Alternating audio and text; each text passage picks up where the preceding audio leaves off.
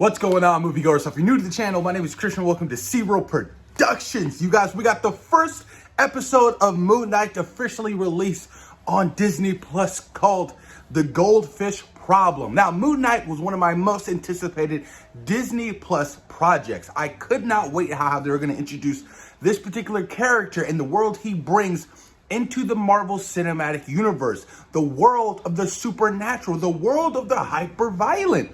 Speaking of that, you guys, Disney Plus just censored some of the episodes of The Falcon and the Winter Soldier, taking out blood, taking out a couple of scenes. And I don't particularly understand why they would do that and then praise Moon Knight for being super brutal and violent. Are you telling me now that Moon Knight's going to be censored?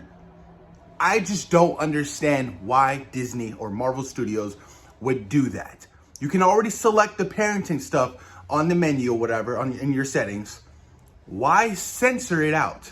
It's blasphemy. And I hate it to the utmost. And that's why I wish physical media was released for these Disney Plus series, you guys. The fact that we can't own any of this and it's going to be exclusively for Disney Plus sucks on all kinds of levels. Trust me, I'm a completionist. I own every MCU movie. And the fact that I can't own WandaVision, Loki, What If, Hawkeye, Moon Knight, Miss Marvel, She-Hulk, you name it. It's such a missed opportunity for the fans, including myself, you guys.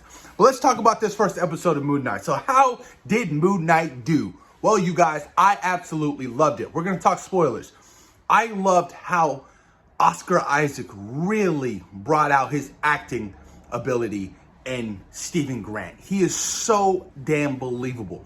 He is so good as Stephen Grant, you guys. I cannot wait to see how he's going to portray Moon Knight. I can't wait to see how he's going to portray Mr. Knight. I can't wait to see how he's going to portray Mark Spector, you guys. We got a glimpse of Mark Spector. Not a lot in this episode, but when he came out, he was very, very effective, you guys. I was worried how they were going to fit all this into one season. 6-episode miniseries event. How are they going to really tell this story and flesh it out? And how are they really going to introduce, the world of Khonshu and the Egyptian gods and all that good stuff? But boy, oh boy, the way they're doing it leads me to believe just how long this character has been Moon Knight. How long has, Mark Spector been Moon Knight? And how long has, Stephen Grant really been struggling with the identity disorder of him being Mark Spector? I don't think he's going to be Jake Lockley in this particular series, which is completely fine with me because he's already going to be 4 people in this series. It's kind of hard to juggle even more characters that Oscar Isaac has to play. But I just want to know how long he's been Moon Knight. And I like how it's like a mystery thing evolving around this character and how we're going to get the backstory on how everything, came. How Mark Spector, got his powers from Khonshu, how he met Khonshu, and how, the mercenary side. All of that stuff I feel like is going to be told through each episode, and I cannot wait to see it, you guys. I can't wait. The build up towards the end of this episode was definitely worth it. Now, let's talk about Khonshu for a minute and how much of a dick he is to Stephen Grant. And I feel for Stephen Grant. Stephen Grant is, he got the accent going, and he seems like he's kind of bullied all the time. And Khonshu was just a dick to him, called him like a parasite, like, give this body over to Mark already. We have things we have to do. I was like, yo, you're an asshole, dude. Like, come on now. But I love the character design for Khonshu. And when he was on screen, he was very effective and creepy and terrifying. I was like, man, I can't wait to see more of you. I can't wait to see how Mark Spector is going to react with you. I can't wait to see how Moon Knight can potentially react to you because, essentially, Mark, Stephen Grant, Jake Lockley, they're all vessels to Khonshu. He's able to take over their body and become Moon Knight. They're vessels, essentially. But I can't wait, man. And also, Ethan Hawke. I forgot his particular character's name, but he was good. Ethan Hawke is fan. Look, when you got Ethan Hawke, you got to utilize him. Ethan Hawke did a wonderful job in leaving me wanting more of his character. And, the Egyptian god that he praises so much is Amet. And I was like, oh, so Amet is the wife of Anubis. I was like, can we see Anubis in this series? That would be dope. And in one of the particular runs of Jeff Lemire, the run of Moon Knight, Moon Knight had made a deal with Anubis, because he had one of his friends, I forgot his name, Crowley, which I think he is going to be in the show. He had took his soul. So he had made a deal. He was like, yo, you go get what I want and I'll give you your friend's soul back. And he had to go get his wife. So I was like, can that storyline play in this particular universe? Who knows, you guys?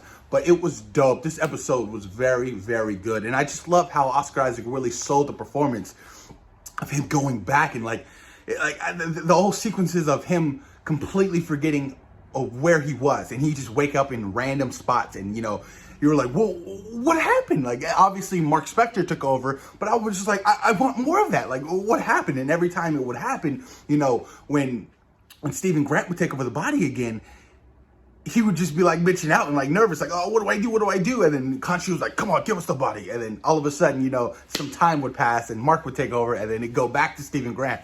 I love that whole thing. I really, really loved it, man. It was really good. And of course, leading up to the scene at the very end of, Moon Knight's reveal was definitely a huge payoff, and I was like, oh, come on, don't tease me like that. I wanted so much more. I thought there was going to be so much more to that scene, but it was cut so short. We already saw it in the trailer, but I was like, no, you're killing me. Now I gotta wait for episode 2 next week. But man, you guys, very effective episode, very, very effective introduction into the MCU. It definitely feels something outside of the spectrum, something outside of the realm that Marvel hasn't done. And legit, if you didn't throw the Marvel Studios logo at the beginning of this, nobody would ever think that this was a Marvel Studios project. And that's what I love and I appreciate so much, that they're taking these big swings with these particular characters who are very different. And I'm all for that. I'm all for that, especially when we're diving deep into the world of the supernatural, you guys. One thing I wanted more of the score. I really want to, hear Moon Knight's theme. And, that's something I love about, these superhero projects, especially coming off of the Batman with Michael Giacchino's theme for Batman. Like, I want to hear the themes. I want to hear the scores, and, in this particular universe, you guys. But absolutely banger of an episode. Cannot wait for episode 2, you guys. No post-credit scene, but I did love the whole post-credits of, the different photos of like Stephen Grant and, Khonshu and Moon Knight. I loved all of that, you guys. But post your comments down below. Let me know what you guys thought of the very first episode of Moon Knight. Thoughts and opinions, you guys, post them down below. Peace.